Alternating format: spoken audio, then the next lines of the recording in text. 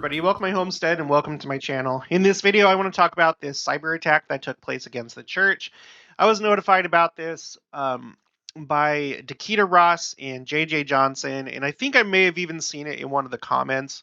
And so this is something that happened, and so people are worried about their personal data having been stolen, right? But I want to give you some comfort because I want to point out a few things on this church statement right here. This is a frequently asked questions site set up about this incident, and there's actually some really interesting things in here. But I'm hoping that this will give you comfort and ease your mind. I am personally not worried about it, and I'll explain why in just a minute. Okay, so we'll just read some of this stuff. Now, one of the biggest things for me is this right here. Law enforcement authorities believe the risk that the information will be used to harm individuals is low, and our monitoring efforts have not identified any attempts of harmful use. So they don't believe that this is aimed at individuals, and they haven't seen anything to indicate that that's the case. So that's obviously where you and me would come in. We are individuals. Okay, so probably not intended for us, but they actually expand on that later.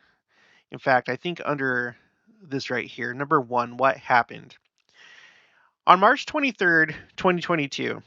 Okay, so this was like much earlier this year, all the way in March. Okay. The Church of Jesus Christ of Latter-day Saints, a Utah corporation sole, CHC, detected unauthorized access to certain computer systems.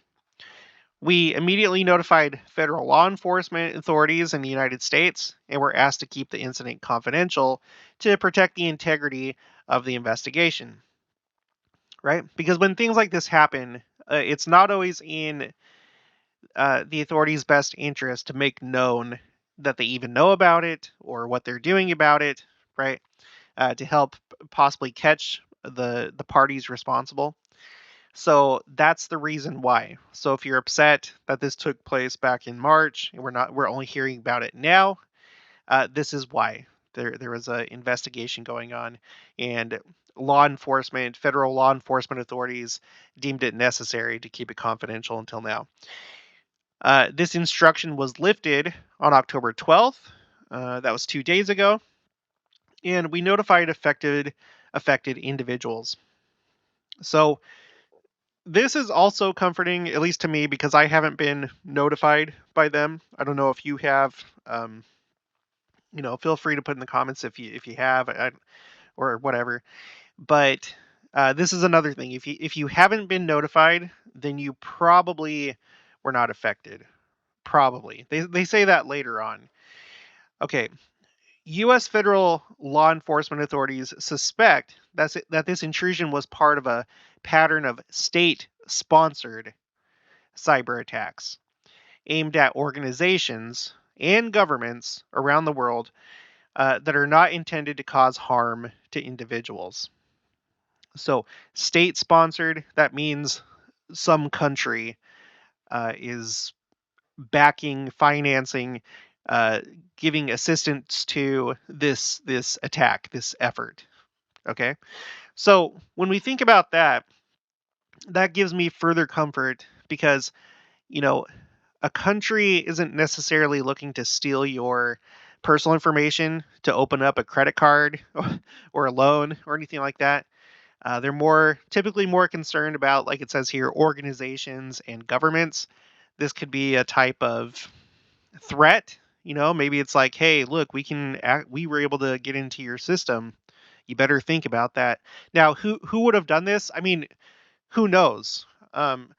Obvious to me, suspects that come to mind are, well, we have this going on in Ukraine right now, right? Russia's attacking Ukraine.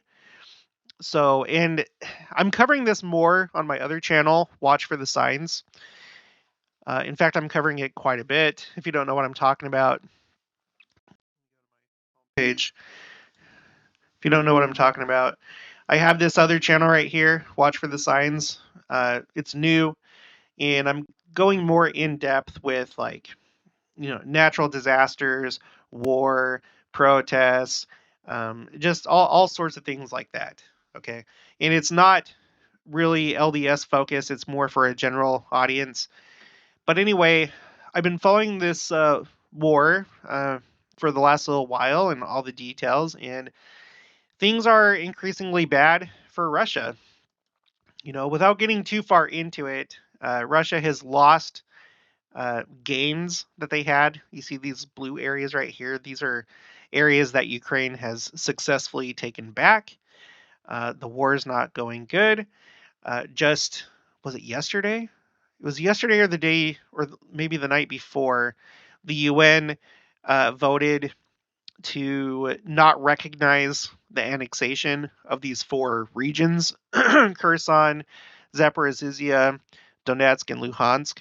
Okay, because that's what Russia did as General Conference was taking place, is they annexed this part, or in their mind, they annexed this part of Ukraine and now view it as Russia. There was an attack on a bridge down here. Anyway, without getting into too many details, things are not really going well in the war effort. And so one of the things that they may be doing is threatening the West and anyone that opposes Russia with cyber attacks. There's questions about the Nord Stream pipeline that seems to have been sabotaged. And from what I read, all signs kind of point to Russia, that it's like kind of a threat. So it could be Russia. Another thing that's going on right now is in Iran. There's this protest thing that's been going on since last year, but it's like really starting to pick up steam. These yellow dots here. This I don't use this too often. This map. This is just a Google map of Iran protests. I don't know what period of time this covers, like how long ago all these yellow dots took place. Each dot would represent a protest. But so this looks like it's more cumulative than anything. If you go to this map, this is more recent. You see here, let's see, when was that? That was 6 days ago. This one, 6 days ago, 2 days ago, 3 days ago. Okay, what's this yellow one? 2 days ago. So anyway, it could be that Iran is doing this. The reason why is I don't know if what's going on here is what you would refer to as a color revolution. Russia has proposed the idea that the United States and the West have found a way to basically weaponize protest and instigate revolutions, and that's what took place in the Arab Spring. I think that was back in 2011, the Arab Spring, where just like there was a whole rash of unrest and upheaval taking place in the Middle East, and some governments were overthrown, notably Egypt, Libya. The Syria civil war is still taking place. And so that's what Russia is concerned about with Ukraine. They believe that the West was responsible for the ousting of the Russian-friendly prime minister in Ukraine. So it could be that Iran, being one of the allies to Russia, maybe the West is starting to do this in response to the Ukraine war. Iran is supplying drones to Russia, and Russia is using those drones as like kamikaze drones um, to attack infrastructure like electrical facilities and stuff like that in Ukraine. So could be Iran, could be Russia, but it could be any number of other. It could be China, could be North Korea, could be who knows. So anyway, when you think about it like that, I'm not really too concerned about being the victim of identity theft or fraud. Okay, number 2, what personal information was affected? The breach systems contain personal data, including basic contact information of members of the Church of Jesus Christ of Latter-day Saints. The data accessed may include, if you provided it, your username, which you can't really do anything with that. Membership record number, no one cares about that. Full name, gender, email address, birth date, mailing address, phone numbers, and preferred language. The affected data did not include donation history or any banking information associated with online donations. And that would probably be a little bit more sensitive if they had your um, banking information. Okay. But with this other information, uh, you know, you can do like maybe some things with that. Typically, because I used to work at Discover Card and I was in the fraud department. And I actually have a lot of trust in, well, and this is not a promotional video. I trust Discover Card, and I think a lot of other companies have similar policies when it comes to fraud. Usually, fraud, identity theft kind of stands out because the things that the fraudsters or identity theft people purchase, well, okay, not identity theft. The thing that fraudsters purchase are usually outside of your regular spending pattern. So a lot of times it's easy to identify it and be like, oh, yeah, this is definitely fraud. Um, and, with identity theft, where they're actually pretending to be you, like they're applying for a brand new card, uh, just remember with things like that, with credit cards, loans, you usually have to have a credit check virtually anytime that you apply for a new line of credit. And so that means that they have to have your social security number. And by the way, this is not official financial advice. You should contact and talk to a financial expert on these things. I'm just giving the reasons why I'm not really that concerned. Um, I'm not advising you to take any specific actions. You do whatever you want. But one thing that I have done, okay, is with all three of the credit bureaus, okay, TransUnion, Equifax, Experian, and this is just for the United States, you guys, obviously. Uh, all three of them produce a credit report on you, and that's usually what has to happen in order for a new line of credit to be open to you. The institution wants to see your track record. They'll pull a credit report before they just give you an account. And one thing that you can do is set up a free account with all three of them free, and then put a credit freeze on your credit reports. This is something that I personally do because what happens is if somebody were to get my social security number and this other information, then if they try to apply for a credit card, which is typically what they do, credit cards are more useful, I think, than like trying. Anyway, if they try and do that, they're going to get stopped because there's a credit freeze. Okay. And the credit card company will come back and be like, hey, we encountered a credit freeze. Can you unfreeze it? And then we'll try again. And then that person would have to know how to unfreeze your account. So, and it's been a little bit annoying because surprisingly, more times than not, whenever I apply for something, which is not very often, but it's happened a few times where it's like, oh yeah, that's right, we put a credit freeze, and then we have to like either rush home or try and do it on the phone to unfreeze it. But it's to me, it's worth it, and that's a pretty good way to. It's not like necessarily foolproof, so don't think that I'm saying that. And again, you should consult with experts, professionals. But that's one thing that you can do. And so just personally, I just want to let you know I'm not really that worried about it.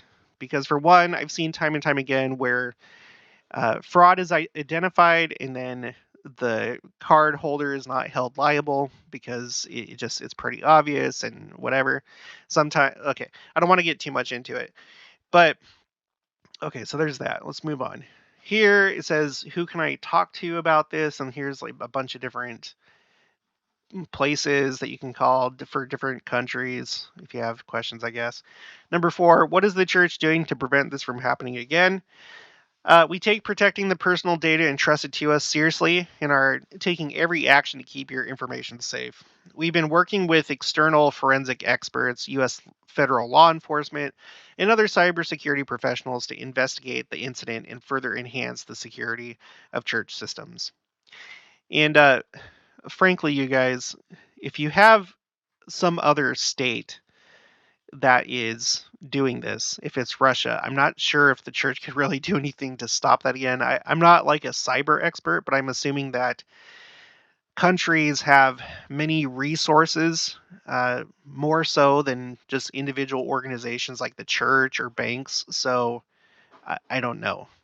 But again, individuals are not the main target in such attacks. Number 5, what steps do I need to take? We have no indication that any of your personal data has been misused or published. We recommend that you remain vigilant about the security of your personal data by monitoring your personal accounts, frequently changing passwords, selecting strong and different passwords for every account, and taking action on any suspicious activity. You should promptly report to law enforcement authorities any fraudulent activity, scam, or identity theft. Okay, yeah, that's important. You should look at your statements and just make sure there's nothing on there that you yourself have not purchased or authorized. Number 6, why did the church have my data? The personal data involved was the result of the creation of an online church account or the result of employment with the church. So this doesn't have to do with any of your other information. It just if you created an online account or if you were employed with the church. Okay, number 8, how do I find out if my personal data was involved? If you did not receive a notification email, it is unlikely your personal data was involved. So again, maybe check your email, see if you got that. Another way that you're going to find out is if something, well, this is one way that you could find out. If only if it involves a line of credit, because identity theft can take many forms. Typically, from what I see, it's for financial reasons and hence the applying for a new credit card or loan or something like that. So what you can do is once a year you can get a free credit report from the credit bureaus. There's actually a website. Let's see, annualcreditreport.com. So what this is, this is set up.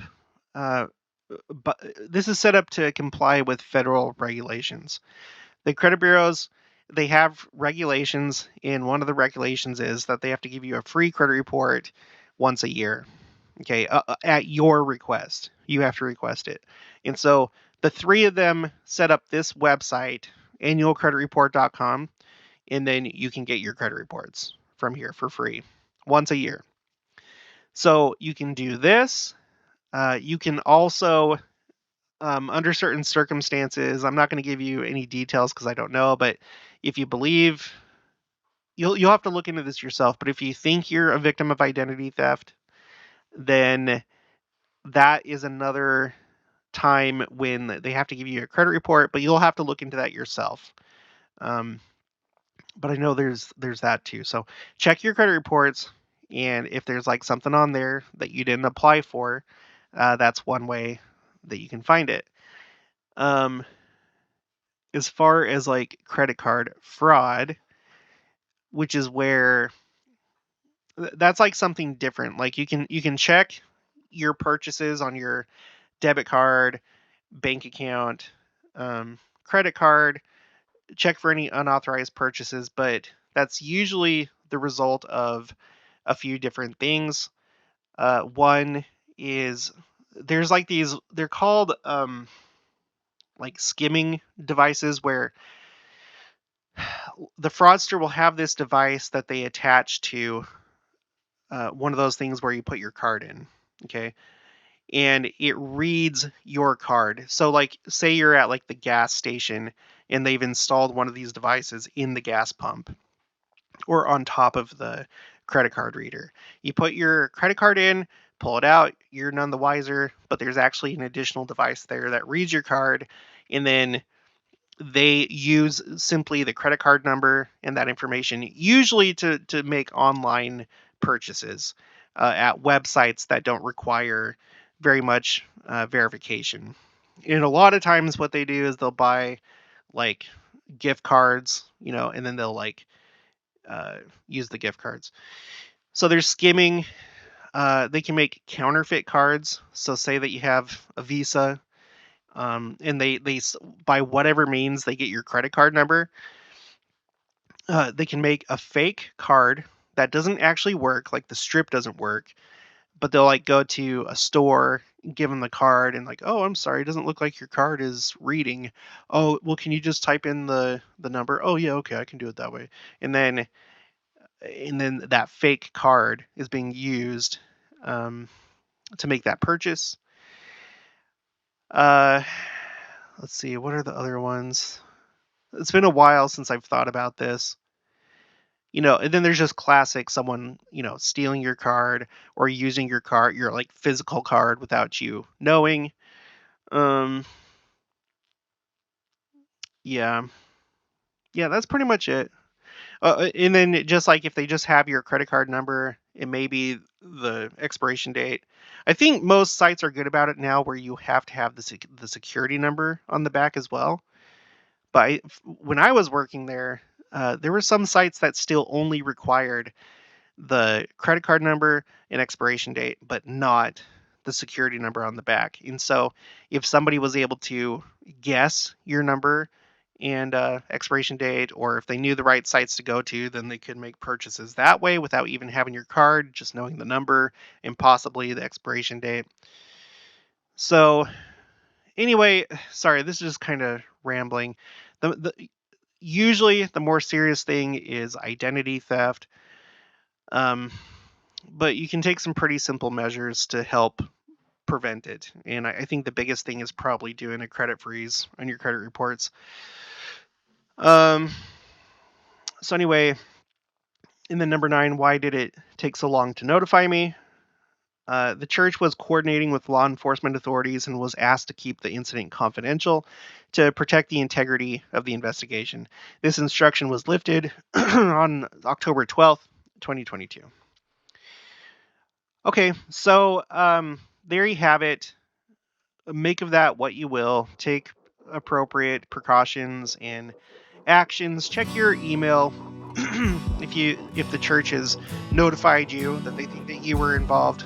Okay, but that's the situation. I personally am not very concerned about it, mostly because it's a state-sponsored attack, and the purpose doesn't seem to be to commit identity theft on you. So. Okay, that's going to be it for this one. If you haven't already, please make sure to subscribe, like this video if you liked it. Leave your thoughts and opinions down in the comments below. Also, make sure to share it, and I'll talk to you guys later.